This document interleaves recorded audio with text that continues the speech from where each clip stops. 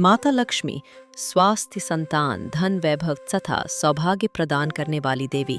वो जब किसी मनुष्य पर अपनी कृपा दृष्टि डाल देती हैं, उस मनुष्य का जीवन सफल हो जाता है।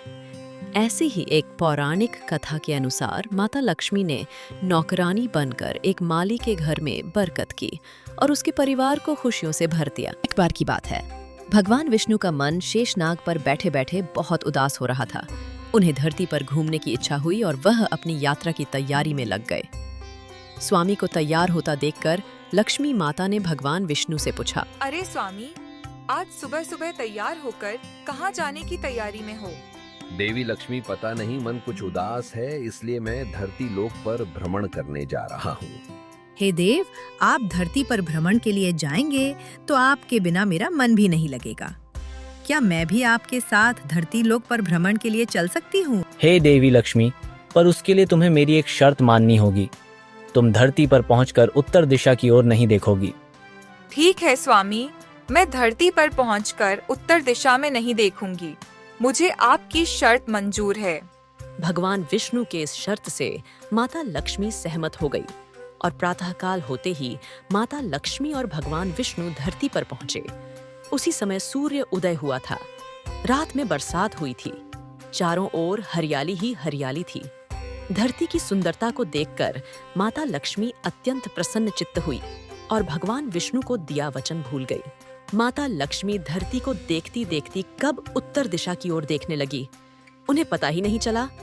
धरती का वातावरण देखने में कितना मनमोहक है और वह फूलों से भरा खेत, यह तो कितने सुंदर फूलों से सजा हुआ है।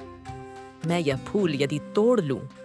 उत्तर दिशा में माता लक्ष्मी को एक बहुत ही सुंदर फूलों का खेत नजर आया और उसी तरफ से खुशबू के साथ बहुत ही सुंदर सुंदर फूल खिले थे।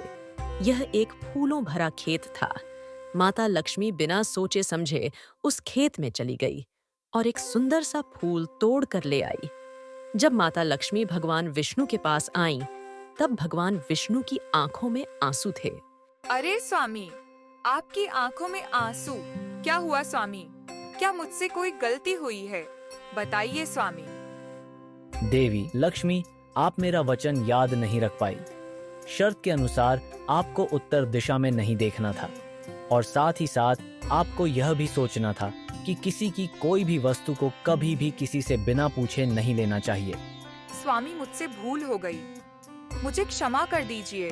देवी लक्ष्मी, आपने जो भूल की है उसकी सजा आपको जरूर मिलेगी। जिस माली के खेत से आपने बिना पूछे फल तोड़े हैं, यह भी एक प्रकार की चोरी है। इसलिए देवी लक्ष्मी, आप 3 वर्ष तक माली के घर में रहेगी। इसके बाद मैं स्वयं आपको बैकुंठ वापस बुला लूंगा। जैसी आपकी आज्ञा स्वामी। माता लक्ष्मी ने चुपचाप सिर झुकाकर वचन स्वीकार किया और भगवान विष्णु बैकुंठ लौट गए। माता लक्ष्मी ने गरीब लड़की का रूप धारण कर दिया। खेत के मालिक का नाम माधव था। माधव की पत्नी, 2 बेटे और 3 बेटियां थीं। सभी उस छोटे से खेत पर काम करके किसी तरह से गुजारा करते थे। खेत के पास ही माधव की झोपड़ी थी। माता लक्ष्मी माधव की झोपड़ी पर जाती है। माधव लड़की को देखकर पूछता है, तुम कौन हो और इस समय तुम्हें क्या चाहिए? मैं तुम्हारी क्या मदद कर सकता हूँ? मेरा नाम लक्ष्मी है। मैं गरीब लड़की हूँ। मेरी देखभाल करने वाला कोई नहीं। मैंने कई दिनों से कुछ भी नहीं खाया। मुझे कोई भी काम दे दो और मैं तुम्हारे घर का काम भी कर दिया करूँगी। बस मुझे अपने घर में एक कोने में आसरा दे दो। माधव बहुत ही अच्छे दिल का आदमी था। उसे लड़की पर दया आ गई। वह लड़की से बोला, देखो बिटिया, मैं तो बहुत ही गरीब माली हूँ।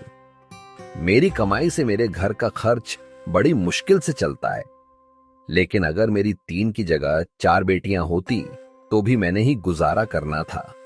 जैसा रूखा सूखा हम खाते हैं वही खिला सकता हूँ।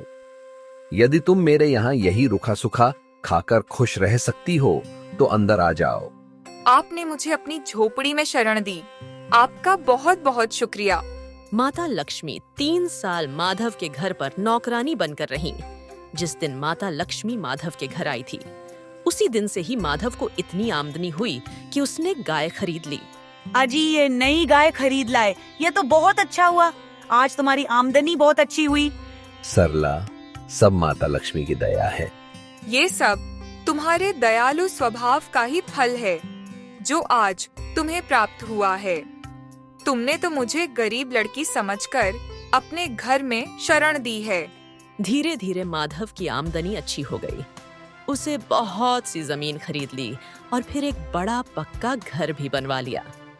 सारी सुख समृद्धि, गहने, कपड़े, जेवर, सब कुछ अब माधव और उसके परिवार के पास था। लक्ष्मी माधव के घर और खेत में काम करती रहती थी। एक दिन माधव ने सोचा, मुझे यह सब इस लड़की लक्ष्मी के आने के बाद मिला है। जब से यह मेरे घर आई है, मेरी किस्मत ही बदल गई है। माधव लक्ष्मी के बारे में सोच में ही था कि एक दिन जब वो अपने खेत से काम खत्म करके घर आया तो अपने घर के सामने द्वार पर एक देवी स्वरूप गहनों से सजी एक लड़की को देखकर हैरान रह गया। उसने ध्यान से देखा। यह तो मेरी मुंह बोली बेटी यानी लक्ष्मी है क्या? यह तो साक्षात माता लक्ष्मी है। सरला, सरला, बच्चों के साथ बाहर आओ। माता लक्ष्मी स्वयं हमारे द्वार पर आई है। माधव का पूरा परिवार बाहर आ गया। सब हैरान होकर माता लक्ष्मी को देख रहे थे। माता लक्ष्मी, हमें माफ करना।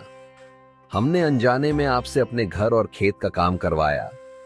माता, हम आपको पहचान नहीं पाए। हमसे यह कैसा अपराध हो गया? माता, हम सबको क्षमा कर दो। माधव, तुम बहुत ही नेक दिल और दयालु व्यक्ति हो।